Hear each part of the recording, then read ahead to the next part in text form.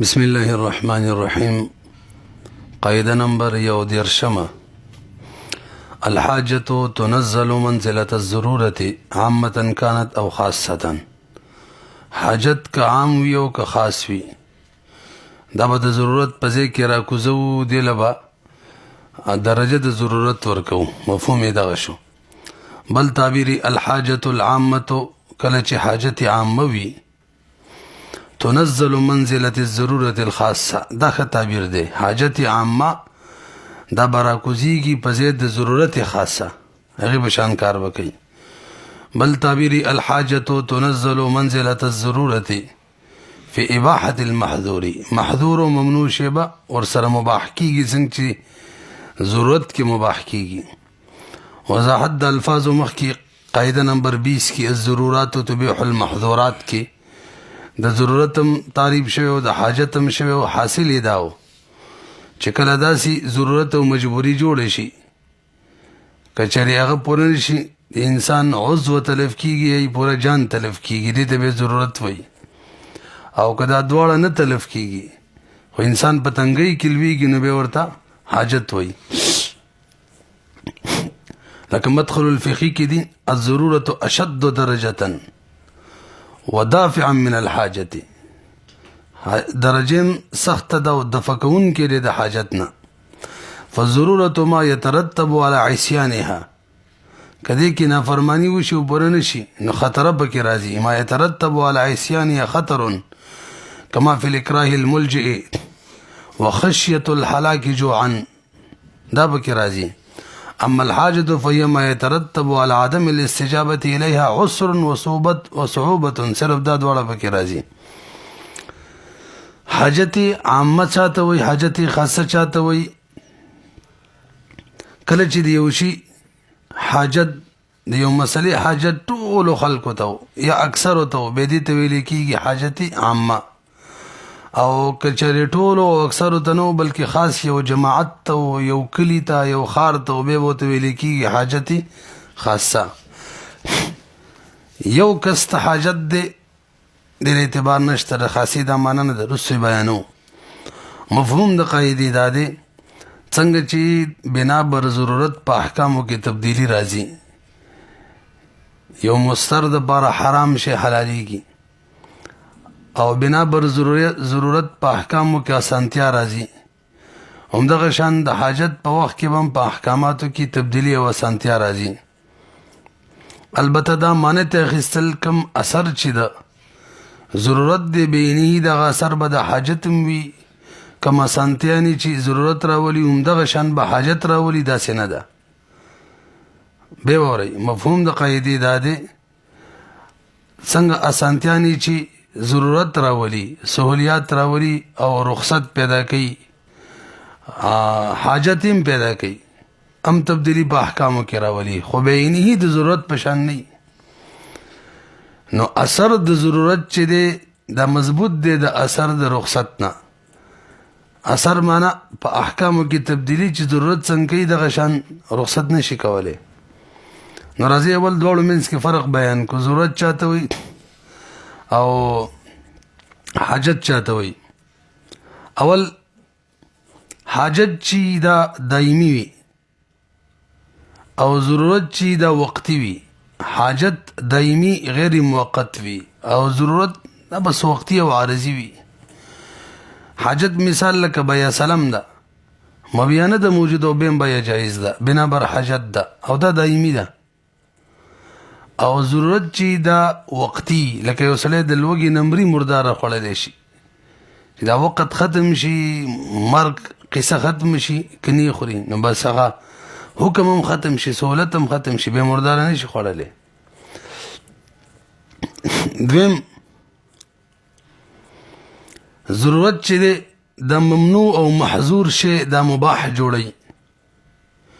که خاص سړی ته ضرورت پیښ شي او که جماعت ته پیښ شي او حاجت داسې نه دا اعلی اسانتیا راولي تبدیلی په حکم کې راولي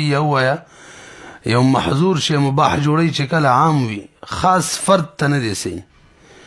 یا خاص وي معنی جماعت ته خاص فرد حاجت چې د اعتبار نشته فرق معنی ورسېدلې کنه. ضرورت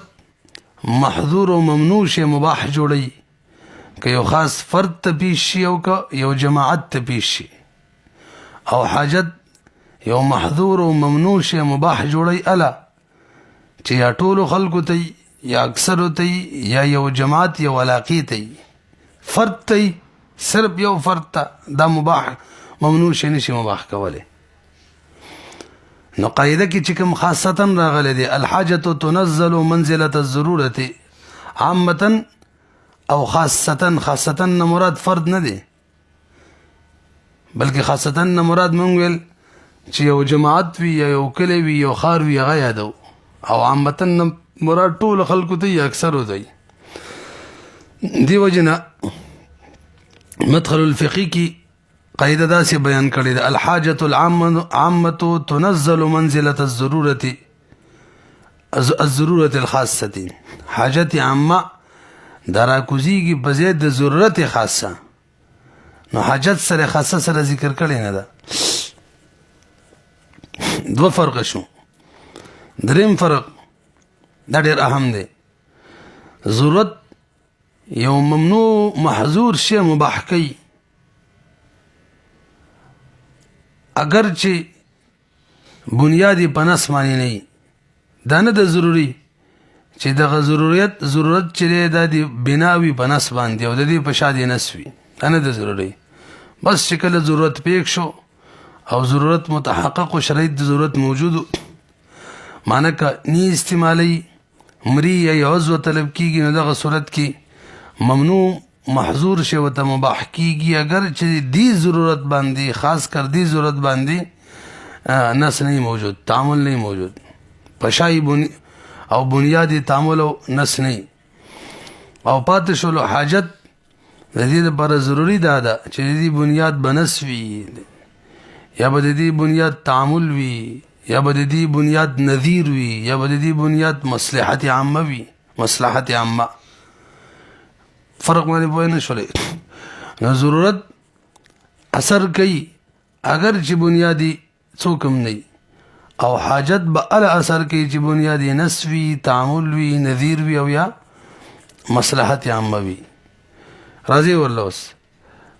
لنډه دا د شرط دا اوس شرط مو ګرځوي د حاجت د اثر د باره شرط دا دی چې دې بنیاد بنسوي لکه بیا سلام کې باقاعده نس پکې وارد دی چې مبیه معدومه د بیم به جایز ده نه بنیاد یې نشو او کله بنیاد نس نه تعامل وي لکه استثناء کې آرډر باندې چکار کیږي نه استثناء خو پیژنې کنه دلته مبیه نه موجود او به کیږي وجه تعامل د صحابه او نبی علیہ السلام د زمانې نه تر اوسه پورې جاری دی پشابانی یعنی بنیادی تعامل له او دریم نظیر څه معنی چې حاجت داسي چې بنیادی په نسم نه پشای نس نه بنیادی په تعامل باندې نه دومره ده چې کوم حکم مباح کوي یو ناجایز شی مباح کوي بیا به داسې وایو د دې حاجت کم اثر دی د دې په خلاف باندې نس نه موجود البته دا ممکن وي چې دا مسله منګه ملحق کو د یو داسې مسلې سره چې الته نس وارد وي الته حکم وي هغې سره ملحق کو د هغې سره ملحق کولی ممکن وي خو نه درنه کوله که چې دریم نمبر مونږ ویل چې بنیادي نظیر وي څه معنی یو حاجت دی یو مسله د هغې ته حاجت پیش شو یو ممنوع محظور شی دی مباح کوي د حاجت په وجه د دې حاجت بنیاد چې دی نس نه دی د دې حاجت په شا باندې تعامل نشته البته دا مسله ده ممکنه ده چې موږ ملحق کو د یو داسې بلې مسلې سره چې په هغې کې نس راغلی دی او به ممکنه ده چې د هغې نس چې کوم د دې کې نه دی د هغې نس دې دپاره بنیاد جوړ کړو دې مثال یې موږ شی وته لکه بیع بالوفا تاسو ټول پیژنئ زه جنزیب ته ویم دا کتاب پتا در خرڅومه په 100 روپۍ باندې خو ګورې که ما سره کلم پیسې پیدا شوي تا به پیسې خپلې در کوم 100 روپۍ کتاب به راکې دلته بیع بالوفا بنا بر حاجت علماء جایز کړی ده رستو به دې خبره کوو خیر دی بنا بر حاجت علماء جایز کړی ده دې په شا باندې نس نشته، د دې په شا باندې تعامل نشته. البته ممکنه ده چې یو مسلې سره ملحق کو، هغه مسله کې شریعت حکم شته، نس موجود دی پکې چې هغه رهن دی. یو سړی بل نه قرضه والی او دا مدیون چې دی دا د داین سره څه شی په رهن کې کیدي، به چې کله قرضه ادا کی شی مرهونه تې راوالي دلته پیسې ور ادا کی بیا به واپس راوالي، باقي کې نس وارد دی او به د شی مرهونه نه په اجازت د راهن سره مرتهن فایده اخیستلی شي. په دې وروسته خبره کوو، بس نفس یې ولګوئ. په دغه بنیاد باندې مشتری په بیع الوفا کې د مبیع نه فایده اخیستلی شي.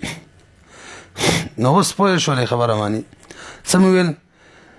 دریم قسم هغه حاجت دی چې بنیاد یې نس نه تعامل نه، بنیاد یې نظیر وي. څه معنی نظیر؟ چې ممکنه وي چې یو مسله د شریعت کې چې باغی کې نس وارد دی هغې سره ملحق کو ورسېدلی پې دې مې وروسته خبره کوو. مخکې راځئ. څلورم نمبر حاجت داسې دی چې د هغې په شا نس نشته، تعامل نشته، نظیر نشته. البته مسله داسې ده چې دا مو خلکو مصلحت ور سره متعلق دی، دا مو خلکو مصلحت ور سره متعلق دی. نو دا مو د خلکو مصلحت په وجه باندې حکم بدلولی شو، خدا د دلته به هم شرط لګي دا کوم حکم چې بدلې دا مو خلکو د مصلحت په وجه څنګه چې حکم بدلې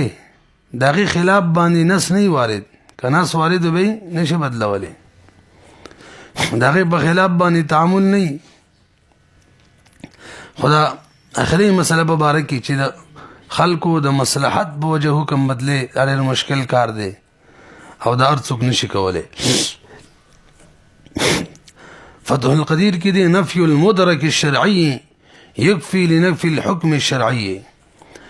کله چې مدرک شرعي نفي شي، مدرک شرعي دغه څلور شی نه دي، یعنی نص نه موجود، تعامل نه موجود، نذیر او مصلحت نه موجود، نو دا کافی ده د نفي د حکم شرعي دپاره. حکم شرعي به هم نفي کېږي، یعنی ته یو حکم نشي لګولی به. بهرحال دا دریم فرق په مابین د ضرورت او د حاجت کې چې ضرورت په شا باندې نص تعامل نذیر یا مصلحت نه دی ضروري او د حاجت په شا باندې ضروري دی. او که موږ داسې تعبیر وکړو چې حاجت دپاره شرط دا دی چې په شا به نص وي، تعامل وي، نذیر وي او یا مصلحت هم وي، هم صحیح ده. فرقونه باندې ورسېدلی. بهرحال څو فرق شو؟ درې. اول دا چې حاجت چې دا دایمي ضرورت وقتی، دویم دا ضرورت د خاص فرد هم کېدلی شي، د عام هم کېدلی شي، او هغه به تاثیر کوي، او حاجت بالا تاثیر کوي چې عام وي. او دریم دا یو وسم چې ویلو په شا باندې به یو نص تعامل او دغه شان نذیر یا مصلحت وي. مخکې مسله ذکر کړه د بیع بالوفا والا، بیع الوفا هم دغه شان رهن راځي. بیع الوفا مسله لږ وضاحت یې وکړو. بیع الوفا هم دې ته ویلی کېږي زه جانزیب مانی کتاب خرڅ کړم په 1000 روپۍ په دې شرط که چېرې ما څه پیسې پیدا شولې واپس به در کوم او کتاب به راکې. قیاس تقاضا دا ده چې دا بیه دې صحیح نه او مشتری دې د مبیع نه فایده مشتری دپاره دې جایز نشي چې مبیع نه فایده والي. وجه دا ده یا دا مبیع رهن دی او یا بیه فاسده ده. دا پیسې چې زه د جانزیب نظر علمه که دا قرض شي، دغه صورت کې دا کوم کتاب ما ورکړی دا به رهن وي او راهن په اجازت باندې مرتهن که فایده اخلي د شی مرهونه نه مراجع رای دا ده چې نه ده صحیح،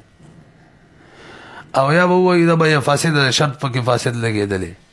که ما پیسې درکړې واپس به کتاب راکړي.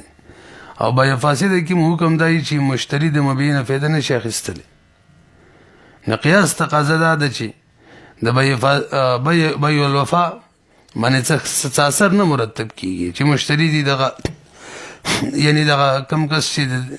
مبیع مالک شو دې فایده واخلي. البته فقهاو بنا بر ضرورت اضطراری حالت کې جایز کړی دا بایع الوفا. یو سړی مجبور دی څوک قرض پیسې نه ورکوي دې د وجې نه خپل شی په چا باندې دغه شان خرڅ کړي چې کله مې پیسې واپس درکړي نه خپل شی به واپس راکړي نو چې کله حاجت وي نو د حاجت په بنا باندې جایز کړی ده.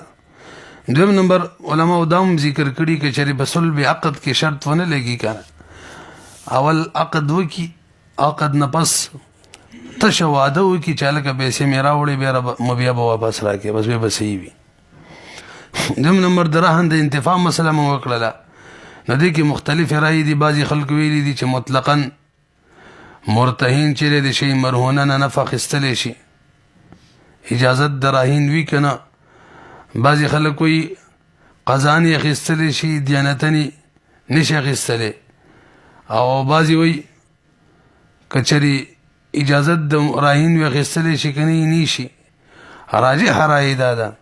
چې به هر صورت مرتهن د شی مرهونه نه نفع نشي اخیستلی دا خو په قرض نفع حاصلی خیری.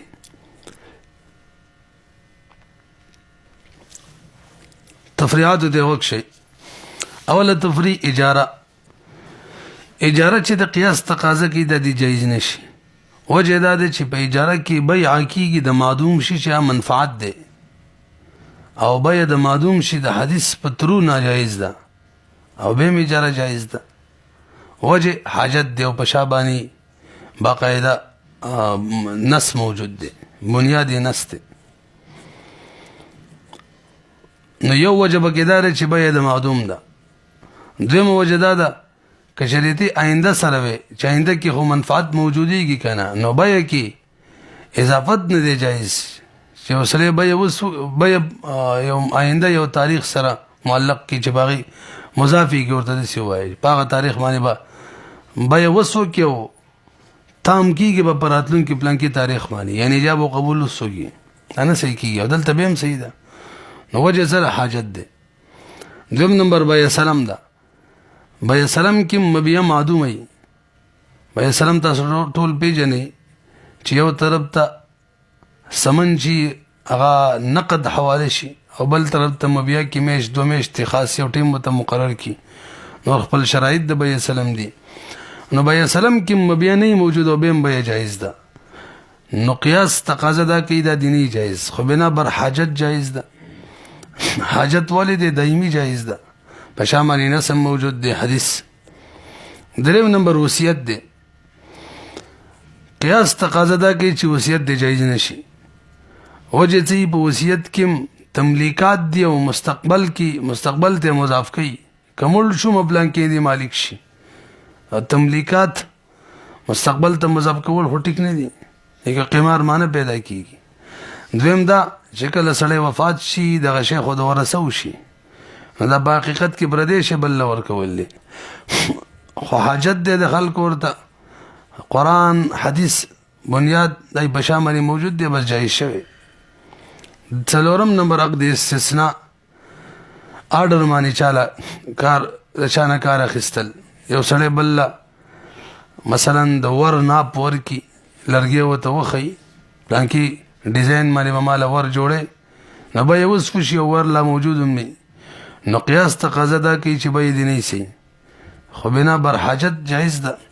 لنډه دا ده حاجت چې دې ته موږ په اصول فقه کې استحسان وایو او به استحسان څلور قسم دي. استحسان بالنص دی بل استحسان بالاجماع ده او بل استحسان بالضرورت دی. نو دلته چې ته موږ حاجت وایو حاجت د استحسان دوه اقسامو کې راځي. که په شا باندې نص موجود وي نو بیا ورته استحسان بالنص وایي او که په شا باندې تعامل موجود وي نو بیا ورته استحسان بالاجماع وایي دا هغو کې راځي ښه. او به استحسان کم دریم قسم د استحسان بالضرورت نه خو به حاجت نه دی هغه به ضرورت وي هغې ته دلته موږ ضرورت وایو. پنځم نمبر زمان الدرک دا موږ ویلی دی. یو مشتری دی د چا نه مثلا کور اخلي خو یریږي په دې خبره چې پردی کور باندې را خرڅ نه کړي پیسې مې هلاکې نه شي نو بل کس ورته ووایي کور واخله که مستحق د کور ووتلو ستا د پیسو زه ذمهوار یم نو دا جایز ده دې ته ویل کېږي ضمان الدرک قیاس تقاضا دا کې دا دی نه جایز وجه سره یو خدا ده چې کفالت دا مجهول دی د مجهول شي کفالت دی پته نه لګي چې مستحق به روزي که نه به روزي او دویم وجه دا ده چې کفالت خوالی چې دین وي دلته خو دین نشته دی کفالت دپاره شرط خو دین یو سړي باندې قرضه بلې کفیل جوړ شي او دریم کفالت چې دی که نه دی کې یو مکفول عنه وي د چا د طرف به چې کفالت کېږي یو مکفول له وي چاله چې کفالت کېږي نو کفالت په حق د مکفول عنه کې دا تبرع وي دیو جن د هغې اجازت هم پکې نه ضروري زه د پلانکي نه کفیل جوړ شم د هغې اجازت هم پکې نه ضروري هغه سره تبرع کولی خو په حق د مکفول له کې د بیې حیثیت لري او بیا مستقبل کې یو وخت ته مضاف کول نه دي ټیک او دلته مضاف کوي که چېرته هغه در نه کړلې زه به پیسې در که چېرته مستحق راووتلو پیسو به دې ذمهوار یم بهرحال بنا بر حاجت جایز ده شپږم نمبر د دلال ایجنټ چې ورته موږ وایو دغه کمیشن دی توجه د دلال کمیشن دی د فیصدۍ په اعتبار سره داسې ووایه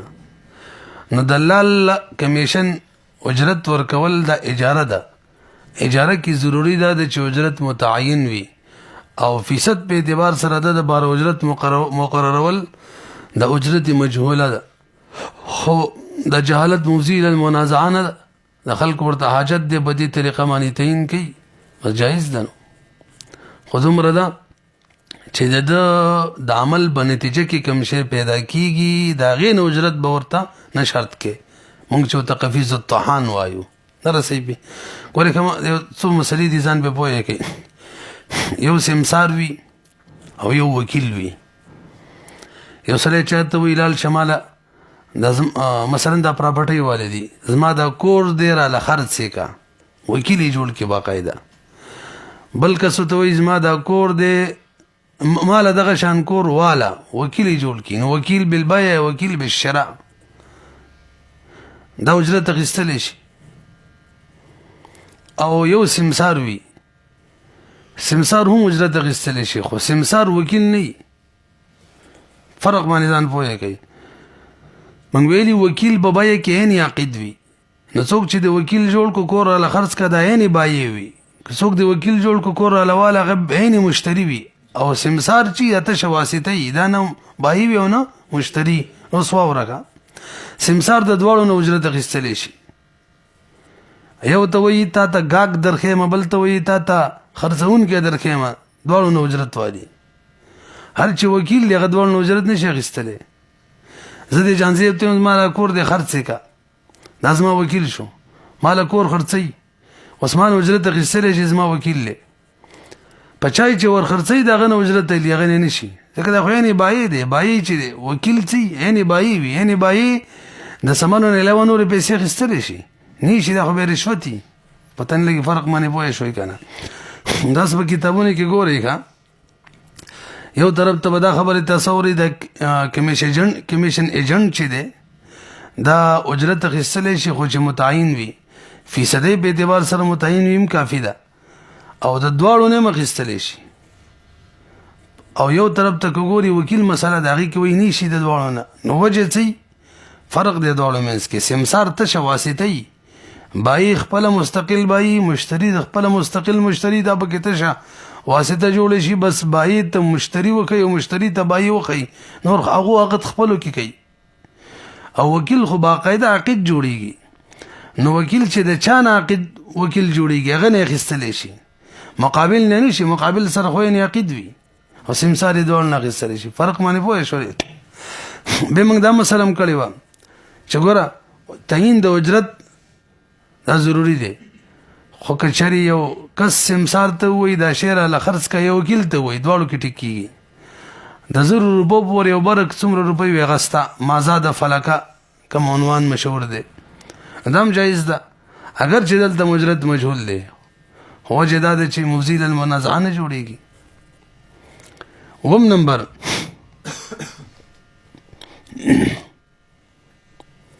یو سړی دی مثلا ښځې وفات شوله ماشوم دې پاتې شولو یا ښځې له طلاق ورکړلو هغه نه ده تیاره چې ماشوم له پی ورکړي دغه صورت کې یوه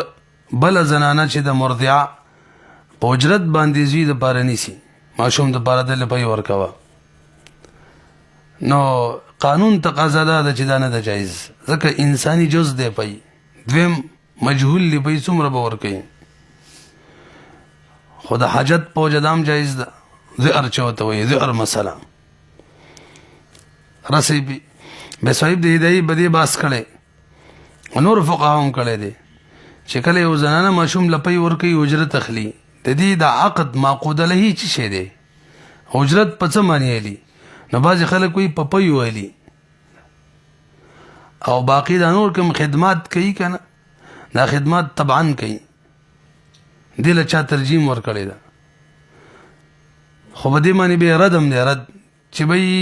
اجاره خو هغې ته ویلی کېږي چې هلته عین شی باقي وي سره منفعت حاصلیږي او منفعت ورکولو بوج اجرت لري دلته خو پی عین شی ختمیږي ماشوم مسکی نو د دې اعتراض په جواب کې دا تفریق کېږي چې بی دا بنا بر حاجت جایز ده ورسېدلې خبره باندې بنا بر حاجت جایز ده دویمه رای دا ده چې نه دا ښځه چې اجرت ویلي او معقوده لهې چې دی هغه پی نه دي هغه خدمات دي او دا پی پکې طبعا دي صاحب د هدایي دې ته ویلي د اقرب فقې ته ده وایي او وجه همدقه بیان کړی ده چې په اجاره کې خو عین باقي وي منفعت حاصلېږي دلته خو عین ځي پی که پی دې معقوده لهې جوړه کړه عین خو ځي راشه معقوده لهې جوړه کړه خدمات اجرت په دې ویلي او دا پی چې ورکوي د طبعا ده لکه څنګه چې ورنګساز کپړې ته رنګ ورکوي دا رنګ ورکول چې دي دا یې معقوده لهې د اجرت په دې ویلي ورسره پکې بی هم راځي خو طبعا راځي چې خپل رنګ هم پکې لګوي د هغې هم قیمت لي دا طبعا ده لکه څنګه چې یو درځي کپړې ګنډي د خپل عمل اجرت لي ورسره پکې بی راځي طبعا چې هغه تار تڼۍ خرڅولي مکرم نرسې خبره ماني دې وجې نه دې ته صفقة فی صفقه ویلی هم نشي دا طبعا پکې راځي یعنی غیر کار نه کېږي رسې په دې معنی اتم نمبر ښه جي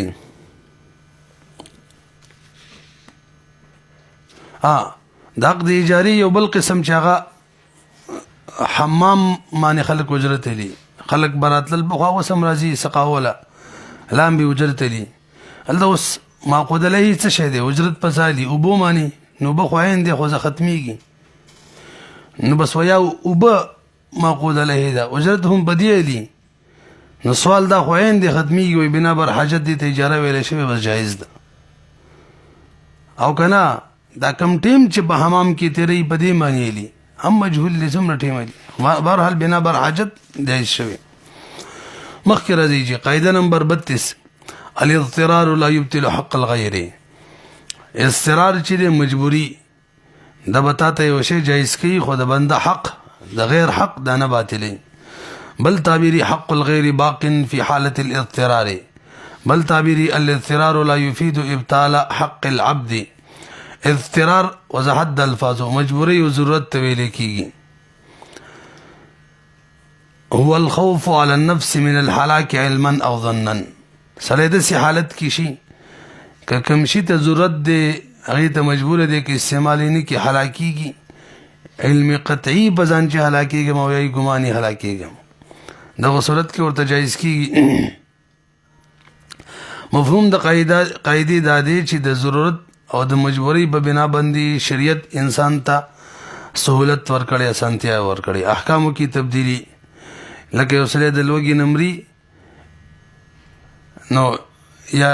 نو بنا بر ضرورت هغه مرداره خوړلی شي د قشن چای په سر تمانچه خي اضطراري حالت دی کني خوري مرداره نمرې بس اجازت دی ورته خوړلی شي به موږ مخکې دا خبره کړې و ضرورت کې چې به کله ورته باقاعده حرام شي مباح جوړ شي لکه مرداره او کله ورته مباح نه جوړیږي صرف ورته جایز معامله د مباح کیږي نور مباح نه جوړیږي لکه کلمه د کفر ویل په دغه صورت کې عزیمت باندې عمل کول موږ ول اولادي مل دي شي خیال مو کنه فرق هم کړو خجی اوس د دې قاعده وجوهات څه دي یو وجه علامه بزدوی رحم الله لیکلي ان تاثیر الضروره في اسقاط الاثم دون الحكم ورا قاعده خدا شولا شکل یو سره استراری حالت کې شي یو محظور ممنوع شی ورته مباح جوړیږي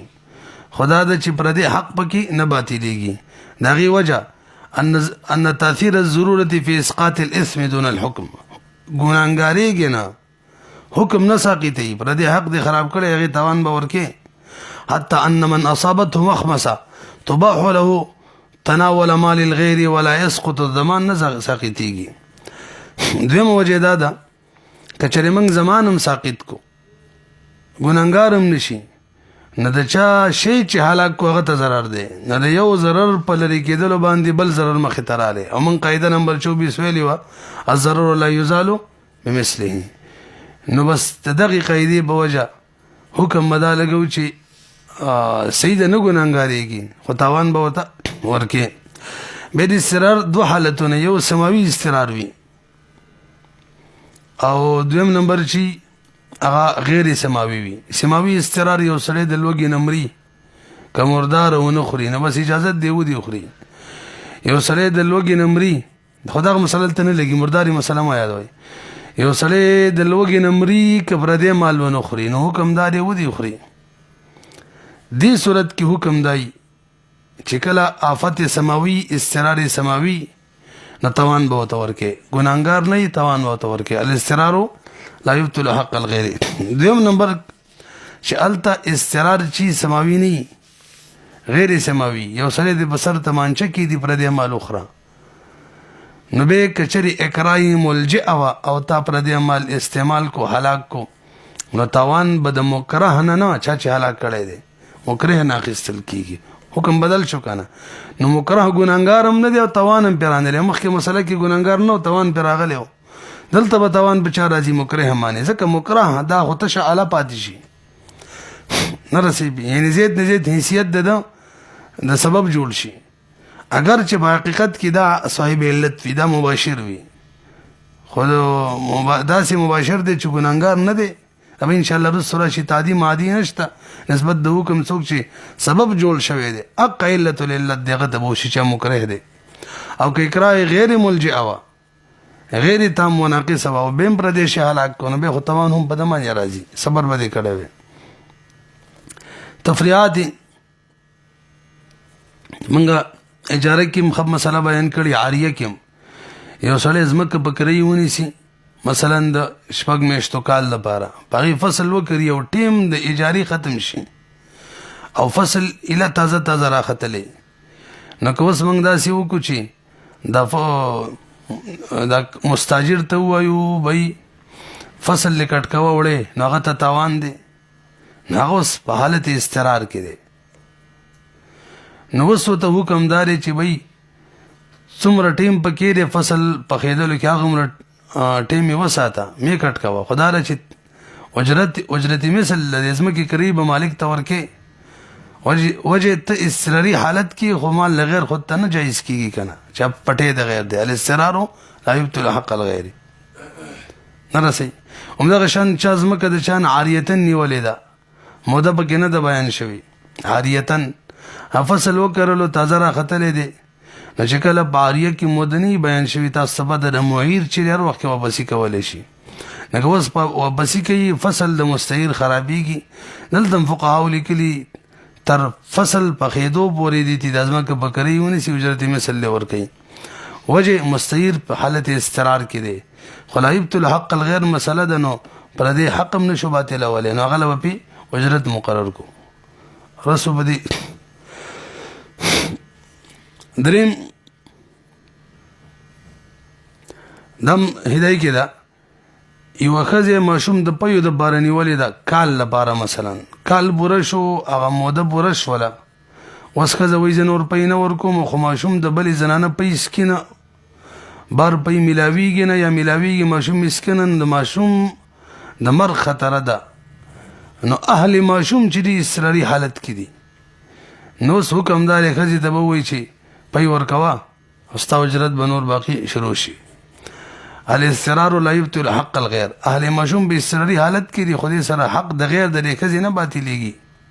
چا دې اوس مفتو کې ورکوي هغې له به اجرت مقرر شي همدغه شان یو سړي مثلا ګاړې متعین وقت دپاره بکرۍ نیولی دی ډرایور ته وایي دومره وقت دپاره ته ما سره ډرایورې ستا را ګاړې ما سره بکرۍ دی پلانکي ځای ته مې ویسه لاره کې روان کړی وقت پوره شو نو اوس که دا سړی همدغه ځای کې کوزوي هغه ته تکلیف دی هغه اضطراري حالت کې دی نو فقها وایي حکم دا دی چې کوم ځای ته ځي هلته دې ورسوي اجرت دې ترې دغه ورپسې وقت والا واخلي لکه هغه اضطراري حالت کې دی خو حق د غیر د ګاړي والا خو سره نه باطلېږي الاضطرار لا یبطل حق الغیر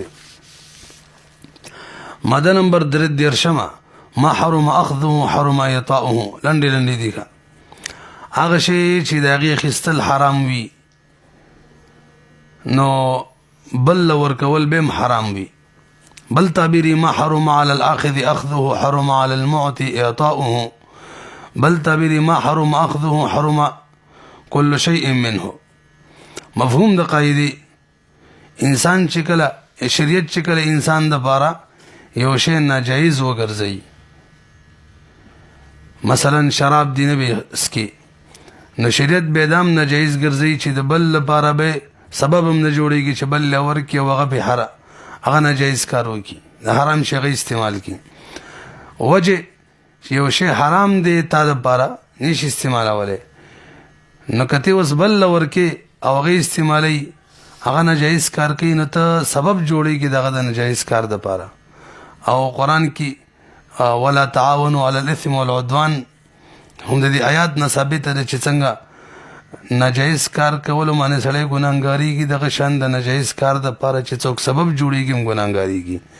نو فقها او قاعده بیان کړی ده چې سبب د معصیت هم معصیت وي لکه بل حدیث کې لکه نبی رسول الله فرمایي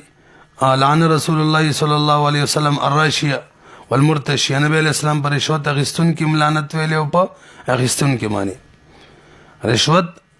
ما حرم اخذه دے نو بل ورکول حرم ایتاو غم حرام دے تفریاتی امدغ دی بارحال سود اخستل حرام دی سود بل ورکول حرام دی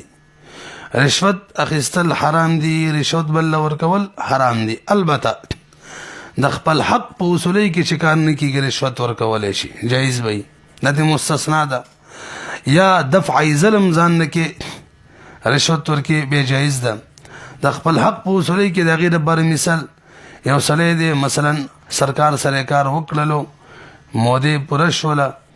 ریټایر شو د پنشن دی باقاعده منظور شوی دی محکمې والے نه ورکې رشوت ته غواړي نو ثابت شده حق دی ورته نه ملاویږي نو کدا رشوت ورکې نه دا نه ګناهګاریږي د خپل حق ثابته د باره کې څوک رشوت ورکې نه ګناهګاریږي خدای له چې بغیر د رشوت کار نه کیږي ها چا چې واغستو لغه بهر حال ګناهګاریږي دفع ظلم یو سره دی هغه یریږي کچره رشوت ورنه کم ظلم ربانی کیږي مثلا د ټریفک پولیس والا دی رشوت غواړي کور نه کی نو غیر قانوني چالان وغیرہ درمانی لګي دغه صورت کې رشوت ورکول تدفع ظلم کې ځان ناجایز دی الله خو څوک چې خلیغه بار بار حال حرام دی دریم غانا ویل او باغی اجرت خصل ناجایز دی ما حرم اخذه او څوک غانا وی غل اجرت ورکې دم ناجایز دی ما حرم اعطاؤه سلورم دا وریزي زنانه سمي نری لکيري جوړي دا منځه ولا خالی کوي دا ناجایز فعل له حدیث کې دمن راغلي نو څوک چې دا سازي دا وریزي او پیسې پیلي ما حرم اخذه څوک چې ور کوي او ځان لوريزي سازي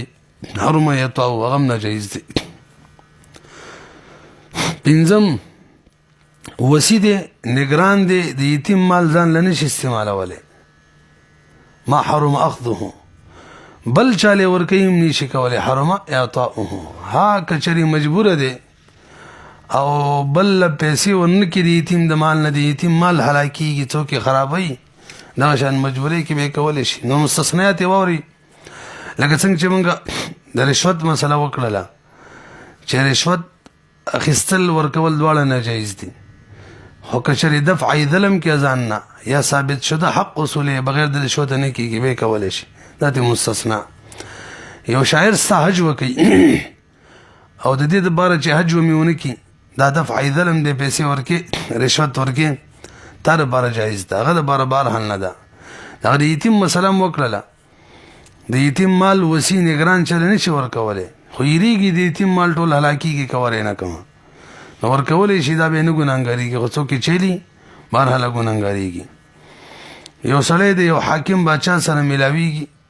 او د هغه کوم څوکیداران دي د ده میلاوېدل ضروري هغه سره او څوکیداران یې مفتو میلاوي نه پیسې غواړي اوس دا چې څه ورکوي هغو ته رشوت دی خو مجبوري ده د ده دا نه ګناهګارېږي دا ته مستثنا څوک یې چیلي بهرحال ګناهګارېږي قاعده نمبر 34 ما حرم فعله حرم طلبه هغه شی هغه عمل چې فعلی حرام وي نو بل نه دغه عمل مطالبه کول چې تی وکه اب حرام وي يحرم طلب ما يحرم على المطلوب منه فعله ما حرم استعماله حرم اتخاذه اي تعبیرات دي برحال مفهوم د قاعده یو فعل که حرام یو بل ته وی تی وکم حرام ده که یو فعل مکروه یو بل ته وی تی وک دغه نه مطالبه کې ندم مکروه ده او مقصد مسله ده چې د خپل کې معصیت دی او قبل ته وی کا سبب د معصیت جوړیږي او که سبب نه جوړیږي دعوت د معصیت هم معصیت وي نو دسی وایا معصیت خاصه معصیت وي سبب د معصیت هم معصیت وي دغه شان دعوت معصیت د بار ور کول دم معصیت وي اعانت علی المعصیت مثلا من قدرت کې کړي وساسو که ذهن کې وي مونږ المجموعه شپږ صورتونه دي درې د علت دي یعنی سړی بکی د معصیت د باره باقاعده علت او مباشر جوړیږي او درې د سبب دي سړی بکی متسبب او سبب جوړیږي معصیت د باره ناغي د باره راځي اول صورت چې باقاعده تسریع د معصیت وشي یو سړی باندې یو عمل کې مثلا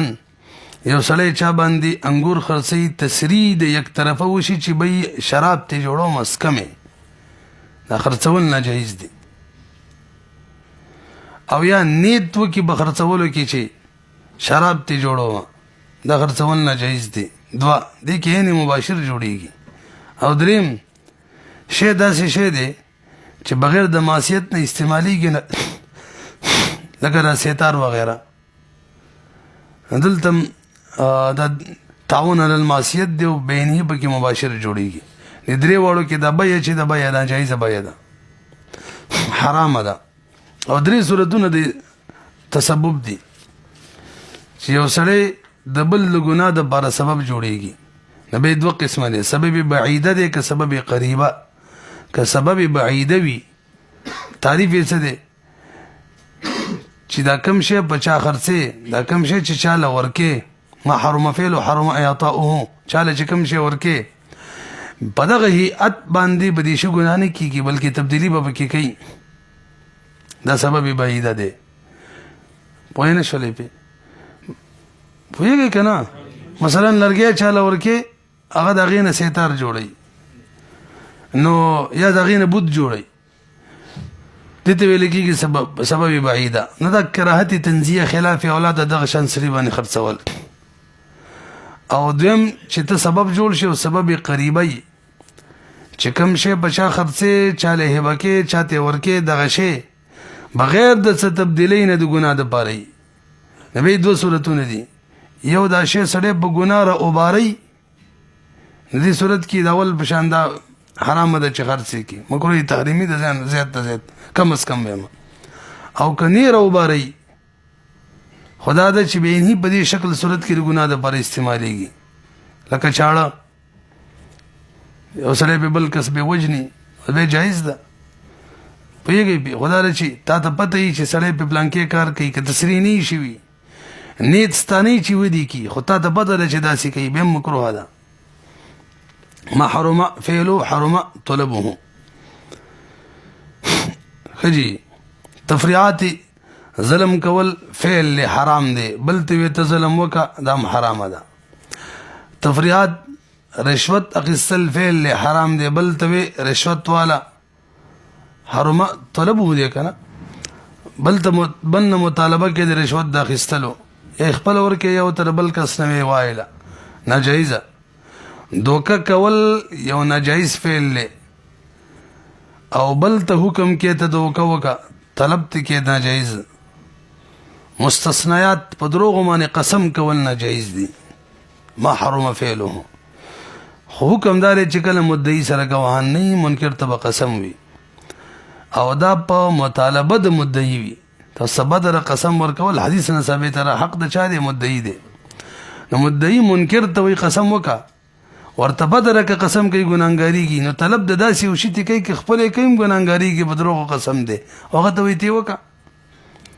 نو ما حرم فعل حرم طلبه کې بکار د چنه وی جایز خو به هم جایز دی ولې غیر حق نه ثابتېږي او غټ وهم شته